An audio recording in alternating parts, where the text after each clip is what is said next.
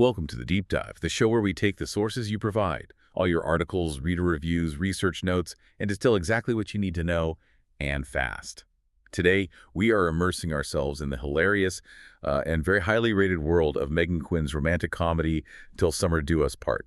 We've got all the book summaries, discussion guides, reviews, and our mission here is really targeted.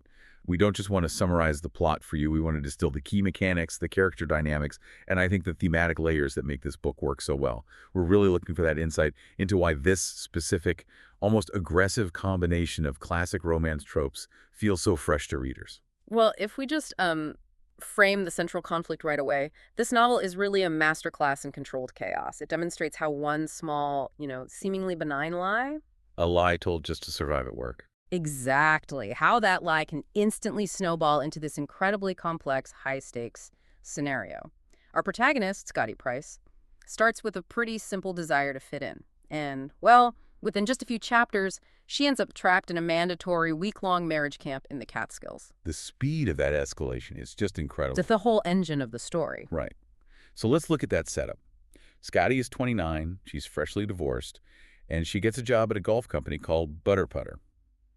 And the office culture is, let's just say it's very male-dominated. The sources call it a place full of happily married men she calls the Brads and Chads. A total sausage fest, I think, was one description. Yes, exactly. And so, struggling to find her footing, she panics in a meeting and just vents a husband out of thin air. And that's where the premise really kicks in. The lies she tells to end her discomfort immediately creates 10 times more. Okay, let's unpack that, because it's a descent into just pure madness. Mm-hmm. Her motivation is to fit in, to seem credible in this old-school environment. But that perfect facade she creates becomes her downfall almost immediately. How so? The sources all point to one specific detail that unravels everything. It's a colleague, an eagle-eyed colleague. Probably one of the Chads. Probably. And he points out the very obvious fact that she's not wearing a wedding ring, which forces Scottie to pivot. She can't be happily married anymore. Now she has to claim they're having serious marital issues. And that pivot is what opens the door for this catastrophic intervention. Catastrophic but well-meaning. Oh, the worst kind of helpful. Her boss, instead of just letting it go, decides to be aggressively supportive. And she suggests one-on-one counseling, but not just any counseling. No, with the best marriage counselor in the Northeast, who, in a twist readers just loved, turns out to be her own husband, Sanders. So now she's trapped. She has a mandatory counseling session with her boss's husband about a marriage that doesn't exist. The clock is ticking. She needs a fake husband, like yesterday. Which brings us to Wilder Wells. And you have to understand who this guy is. He's Scottie's best friend's brother, Mika's brother, and he's this improv-obsessed, laid-back millionaire. The sources describe him as pierced up, always in a beanie.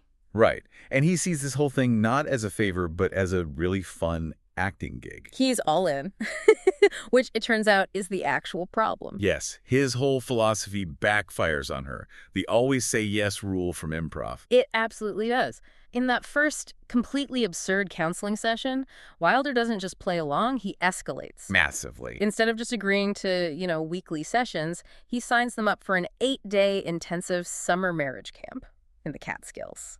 Camp Haven. And he does it before Scottie can even process what's happening. And to make it worse, her entire team of coworkers from Butter Putter is going to be there. Watching them. So now she's forced to share a cabin, which the sources call an interestingly designed room. Which we know what that means. We do, with her way too handsome fake husband, for a week. And what's so fascinating is that this ridiculous forced proximity is the necessary engine for their real growth. They can't escape back to their own lives. They have to perform. They have nowhere to hide. Yeah. And that closeness is so key because these two are designed as total opposites. Complete opposites. Scottie is witty, but she's private. She's got all this baggage from her failed marriage to her ex, Matt. She admits she has a stick up her ass. And Wilder's is her exact opposite.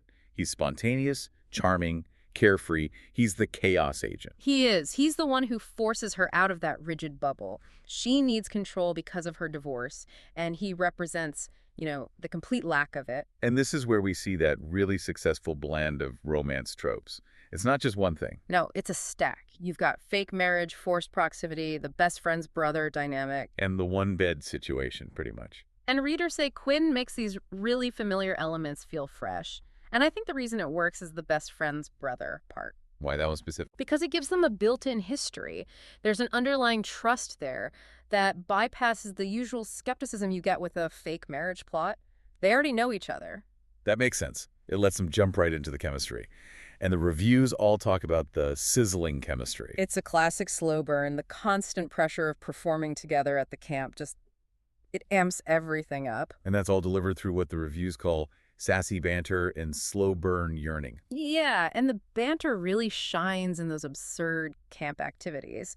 They're arguing about how ridiculous it all is, but at the same time, they're realizing they actually like being together. We have to talk about Sanders, the marriage counselor, the ultimate chaos agent. He really is. He's well-meaning, but his approach is just so unconventional and casual. He makes everything more absurd, not less. He does. And he serves two functions. One, he's the catalyst. He makes the retreat happen. And two, his sort of clueless approach means they can't have an easy, honest, emotional talk. They have to keep up the performance for him. So they're unified against the absurdity. Exactly. It bonds them. The humor is just so central to this book. Readers pointed out specific chapters 4, 9, and 12 as being hilarious. The hockey stick thing. What was that? It's pure comedy gold. The camp activities were things like communication exercises with, yes, a hockey stick, and other forced intimacy games. That sounds awful and hilarious. And that's the point. The silliness breaks down Scottie's walls. You can't be all rigid and closed off when you're trying to pass a hockey stick to your fake husband without using your hands. It forces vulnerability through laughter. So if we connect this to the bigger picture, it's really about personal growth, isn't it? It's not just the romance. Oh, absolutely. Scottie is navigating life after her divorce from Matt. She's struggling with loneliness, inadequacy. Her journey is about letting go of those scars. Learning to trust herself again. That's critical, but what's really interesting here is the dual emotional baggage. It isn't just Scottie who needs to heal. Right. Wilder seems so carefree, but he's dealing with his own past trauma. He is. It's related to his brother, Mika. For years, he felt like he had to be Mika's emotional crutch. And how did that affect him? It basically meant he couldn't commit to anyone else. He had already devoted all his emotional availability to protecting his brother, so he hides behind that charming improv persona. Wow.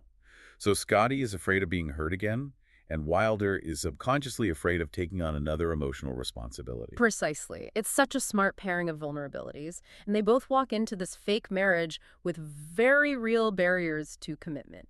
Which leads to their big emotional breakthrough. Yes, and the irony is fantastic. Wilder realizes his overprotectiveness of Mika is affecting his relationship with Scottie. Yeah. And he goes to Sanders for advice. The fake therapist he's been lying to the entire time. The very one. He apologizes to Scottie, but the real key is a heart-to-heart he has with Mika. And Mika essentially gives him permission to let go. He reassures him that he doesn't need to carry that weight anymore, and that conversation frees Wilder up to show up fully for Scottie and for himself. And that's what leads to the proposal in Chapter 29. The relationship started as this desperate lie. And it becomes the only real thing happening at that insane camp. The story is ultimately about, as one review put it, wholesome, actual goals. Finding love in the most unexpected way. It is. Reviewers noted it has a very light, affirming tone. It might lack the deep angst of some of the author's other books, but the constant humor balances out the emotional stakes perfectly. Okay, so for those of you who want that quick critical assessment, let's look at the reception. It was an HJ top pick and got really high marks. 55 stars from some, averaging around 4.25 overall. It's consistently called the perfect summer read and a feel-good, laugh-out-loud beach read. You definitely hit the sweet spot. And if we look at the technical side of the romance, the spice level was rated 3 heat or 2 chili peppers. Which is moderate. Yeah, readers said the spicy scenes were so good and loving, but less smutty than some of Quinn's other books. So the plot wasn't sacrificed for this team. Not at all. And that balance is why people loved it. And for anyone who prefers audiobooks, this one came up again and again as a strong recommendation. Why is that? The duet narration, Aaron Mallon and Teddy Hamilton are apparently fantastic, and Stephen Dexter, who plays Sanders the therapist, is pure comedy gold. It just reinforces how much the witty dialogue carries the story.